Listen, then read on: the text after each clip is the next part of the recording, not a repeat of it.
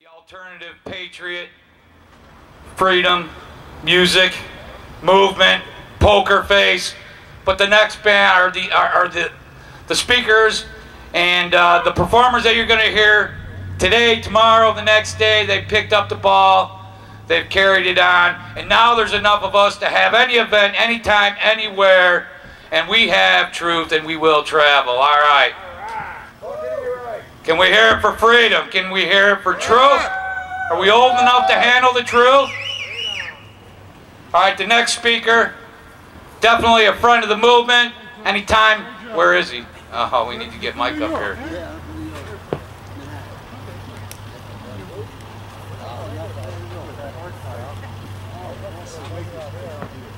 We're trying to move things right along. Before we go any further, anybody who's parked down here in the driveway, we're going to ask you if you'd please take your vehicles and move them down into the designated parking area. That way we can keep the lanes free. If you spent the night here last night and you haven't made it up to the booth to get your bracelet, now would be the time to do that. All right. Death to the mainstream media. We are the alternative media. You can catch this next speaker, Mike Salvi's World. He's the organizer. Truth, Freedom, Prosperity.org. Definitely not a terrorist. Mike Salvi. Yeah, Mike. Thank you, my friend. Let's hear it. How about more than one person goes, yeah, Mike? Thank you, Yeah, Mike. Yeah, Mike.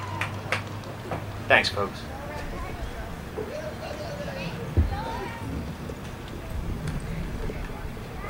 I appreciate that, adjusting that to my my height. One of my gifts from God. Welcome to Freedom Palooza, ladies and gentlemen. Where's everybody at? Where are all my friends that already know what I'm gonna say? You're back there in the shade. Do you want to join us, or can you hear me now? Thank you. Payday Monsanto is my biggest fan, and I'm his biggest fan, so it works. I titled what I'm going to talk about today, Individual Mandate. And if you allow me to, I'd like to impose an individual mandate on all of you. Kind of goes with what happened this week. The individual mandate is, I want you all to think about how you spend your time, especially if you're an activist. You know, the beauty of this event is the fact that it's called Freedom Palooza. And the most important part of that word is freedom, obviously. That's the one thing that brings us all together, yes or no? Yep.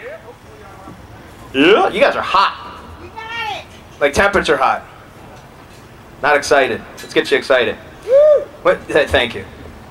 One of the things that we talk about as a movement, and I'll use air quotes, one of the things that we talk about is how our country gets involved in things that it shouldn't get involved in. How the federal government gets overextends itself. You know, we talk about foreign affairs, we talk about entangling alliances and overextending ourselves as a country. What I've noticed in my 5+ years of activism is that as hard as we beat this drum, as hard as I've beaten this drum, I hate to say that we've gotten nowhere, but I've gotten a lot further in this movement, or in this, whatever you want to call it, as an individual.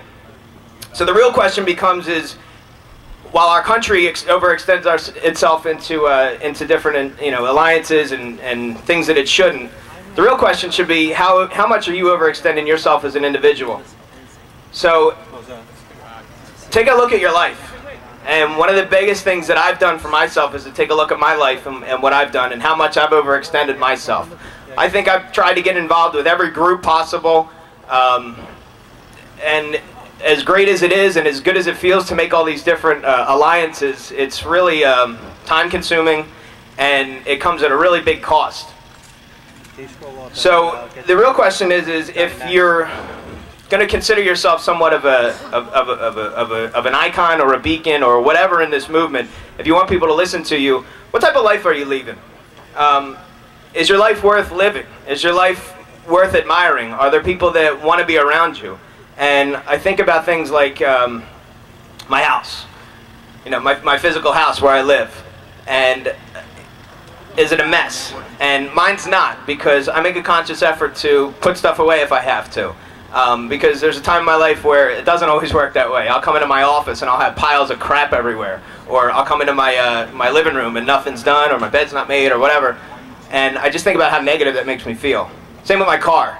My car is, squeaky clean now. And there's like nothing better than washing your own car, or washing, cleaning it all out and throwing out a whole bunch of crap that you don't need. And I think as activists, if you are an activist, or even if you're just a participant, one of the most important things that you can do is cleaning out your mental house. Are you behind on bills? Clean all that stuff up, because that stuff kind of gets in your way. What about your health? Are you, it's actually cheaper to eat better foods. You feel a lot better. You feel a lot healthier. And, some other things. How's your relationships? Whether it's with a spouse, whether it's with your family. What's your relationship with your friends and your,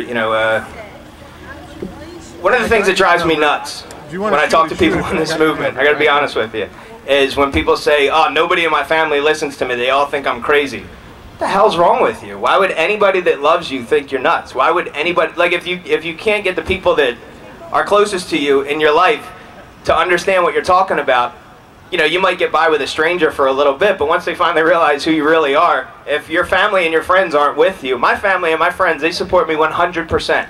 Woo! 100%. I don't get flack from anybody.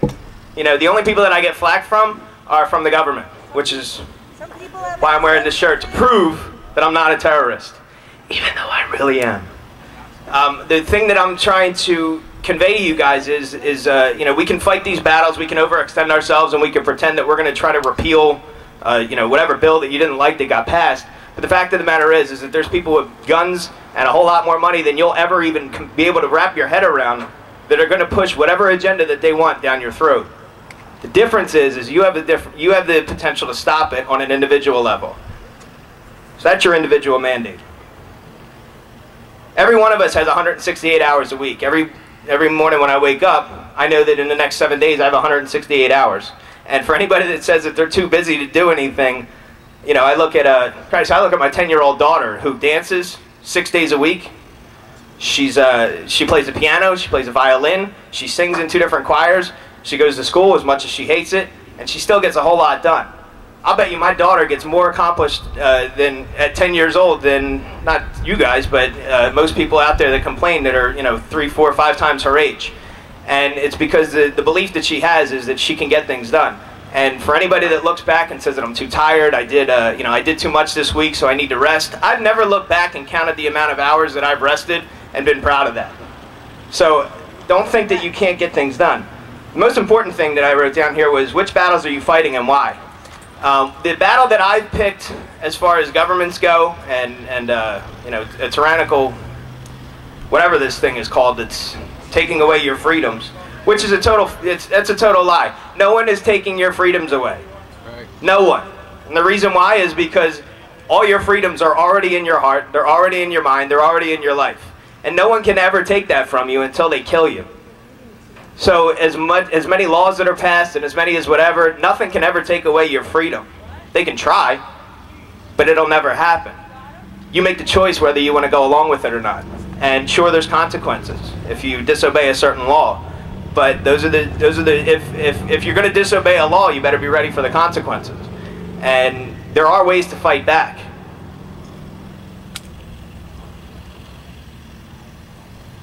This is your life. In my mind, real freedom doesn't necessarily come from a bunch of scribble on a piece of paper from a bunch of idiots who get together and conspire with their friends and cash checks that are given to them from big companies. True freedom comes from within your heart. So however you're spending your time, if you're worried about all these new bills that are being passed, granted they suck, but the fact is you can still push back. You're worth all your time and you're a lot more valuable than you think. And one of the things that I've done that I can look back and say that I'm proud of is the work that I've done on the Audit the Fed Bill. Now, I've heard every argument about auditing the Federal Reserve. Well, in my mind, I honestly think we should just get rid of it. I think we should just abolish it and stop using their money and reject them in any way that we possibly can. That's really tough to do. Ron Paul, over however many years, has always introduced and abolished the Fed Bill. Nobody's co-sponsored it. Maybe 1 or 2 guys would co-sponsor it. The first year that he introduced the Audit the Fed Bill, Not to say that he's watered his message down, but magically 313, I think it was more than that, 300 plus congressmen co-sponsored it. And 12 out of 19 here in Pennsylvania, back when there were still 19, now there's 18, but 12 out of 19 co-sponsored that bill. Not just because of me, but because of myself, my friends, and everyone else that I've been associated with that have confronted our congresspeople to say, support this bill, co-sponsor it, or you're not going to get elected, at least not by us. You're not going to get our votes next time. And most of them co-sponsored. 12 out of 19. That's more than 50%. I don't know what the real percentage is. I'm not good at math, but it's a lot more than half, and that's something to be proud of. Well, the Audit the Fed Bill got attached to a bill that was so bad Ron Paul himself couldn't even vote for it. However, the advantage that came out of the Audit the Fed Bill was we got a sneak peek, and we got to see that between December of 2007, 9 months before the crash, by the way, all the way up until June 2010, that $16 trillion was magically given away by the Federal Reserve to the Goldman Sachs and to the JP Morgans and the Morgan Stanleys. Where the hell did they find $16 trillion? Like, why is that not that should be the only story anyone's talking about. Nothing else should be talked about. Not Snooki, not the Jersey Shore, not, not even how much fun you had yesterday with your kid in the playground. The only thing that anyone should be focusing on is the fact that this little window, it was just a little peek. We don't know what else they've created. We don't know what else they've done. But that was from the first Audit the Fed Bill. We got a chance to look at that. There's so much power in being able to say to the average person on the street who, by the way, I'd never use the word sheeple. Ever. And if you're arrogant enough to say that the people will never wake up, then just, I hate to say get out of the movement, but to talk about people that way is just, it's arrogant, it's dumb, and it's not productive. I know it feels good, because believe me, I run into idiots all the time. But there's, to talk about people like that is a little ridiculous. You don't know who you're gonna impact. One of the things that you can do for yourself is to expect great things from yourself. And on an individual level, that's, in my mind, if 300 million people just in this country alone stood up on an individual level, there's no coming back from that. I don't care how many, what's 300 million versus 500? Are you kidding me? 535. That's ridiculous. We outnumber these, these arrogant idiots who call themselves our leaders, who only care about themselves and their paychecks and their own future. I don't know how many more times we need that proven to us. No one's going to carry this message for you. For anybody that's disappointed in Rand Paul, why waste your time thinking about a senator in Kentucky who didn't endorse the guy that you wanted him to endorse? He doesn't matter to you. I'm not happy about the fact that this guy didn't endorse his own father, the same guy that I'm supporting, but no loss to me. I didn't care about Rand before. I don't care about him now. I'm not wasting my brain space with thinking about him. Yeah, Payday Monsanto. Thank you, Payday Monsanto, for having the same sentiments as me. I'm sure someone else does too. No politician is going to carry your message. I don't know how many more times we need that proven to ourselves. No leader is going to carry your message. We live in a world now where we don't have to worry about the distribution center. We are the distribution center. Paul Tapetti, you got to give it up to him. He completely put Freedom Palooza together, well, obviously with the help of your friends, but Paul put this thing together by himself because nobody's going to support this message, at least not on a mainstream level. And I'm glad you put this together. There's a million other Paul Tapettis out there that are doing the same exact thing. Those are the guys that you should support and try to emulate. Danny Panzella, you're amazing. Thank you for all you do. You started your own show, Truth Squad TV.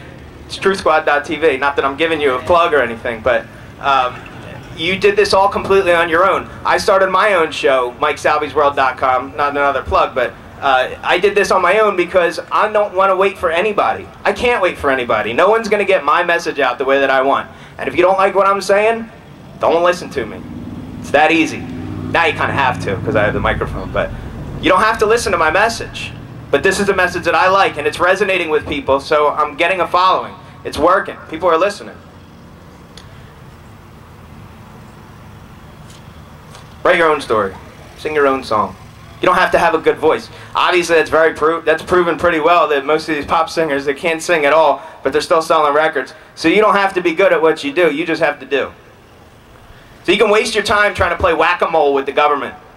And what I mean by that is if you try to chase down one bill, something else is going to pop up. You know, you can chase down the NDAA all you want and try to get it repealed. They can try to repeal with the Obamacare.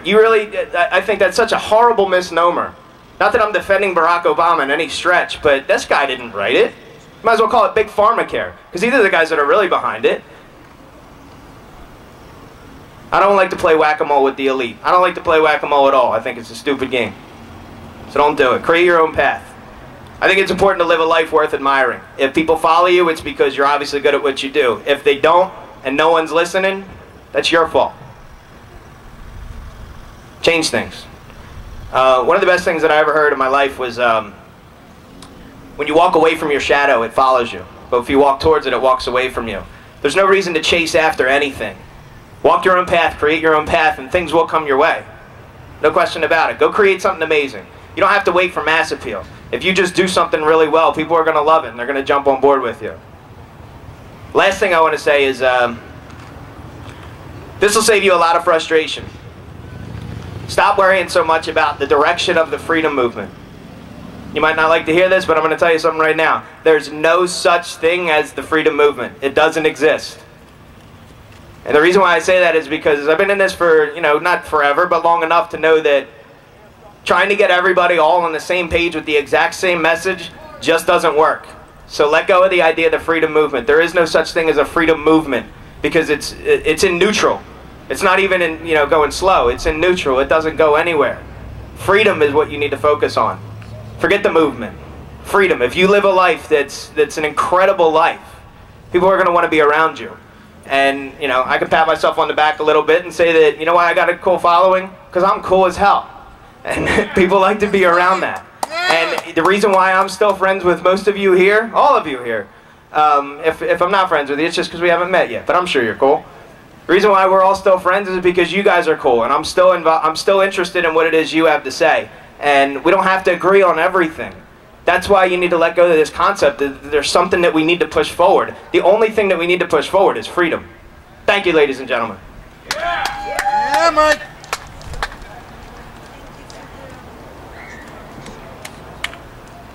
Can you all hear me? Yeah. This is Mike Salvi. Mike Salvi! Mike is looking very buff. He looks like he's been doing lifting. You look good. Thank you. Watch out, ladies. Guy's on the prowl.